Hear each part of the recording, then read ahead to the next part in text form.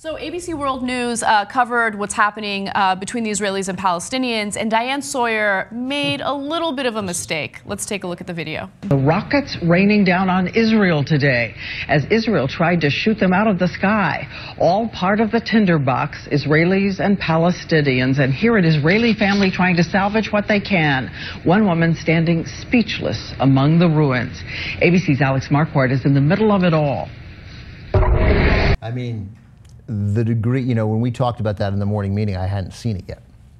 It's much worse than I thought. Yes. It's a 10 on the scale of a screw up. So she misidentified the individuals as Israelis, but they were Palestinians.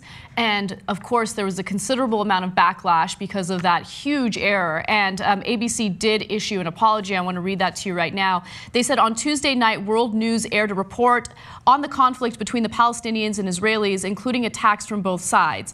In the introduction to the story, we mistakenly identified a family depicted in a still photo. They are Palestinian, not Israeli. We regret the error and will correct it. The way that story is set up, and if you saw when they went to Alex Marquardt, the reporter, and we don't have the whole story that was run, but it started under attack, and it was the sirens going, and it was Israelis running for cover.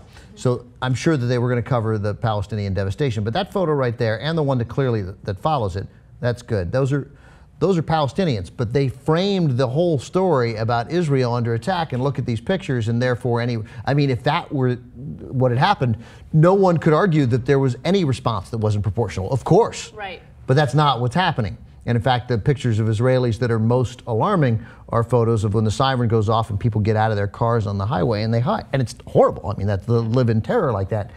But the bombed out, destroyed villages, those are all Palestinians. They were all Palestinians. All Palestinians. And that's how they framed the whole story. So they can apologize. They should apologize.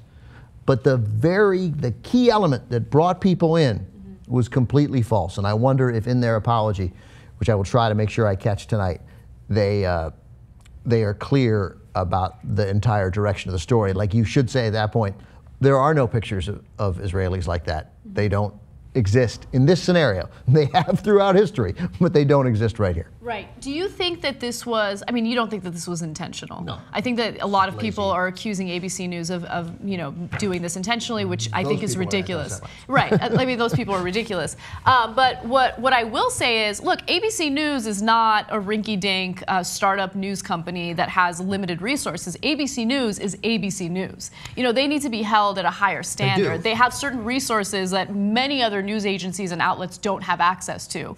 So, I mean, all it would take is a little bit of fact-checking to ensure that the people depicted in that image were Israelis or were Palestinians. There needs to be an instinct there.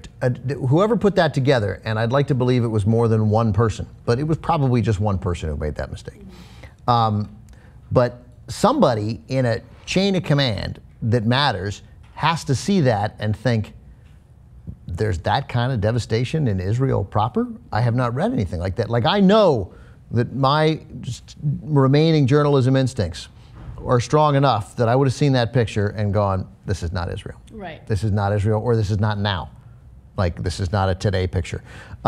So it's not just that they made a mistake, it's that no one caught that mistake. No one is thinking about this story properly.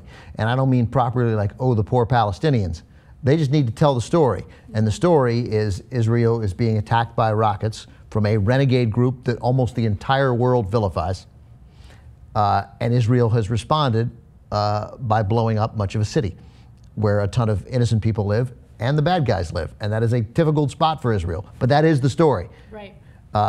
And that picture frames a totally different story. It's a huge, huge glaring mistake. And I want to see how they respond to it tonight.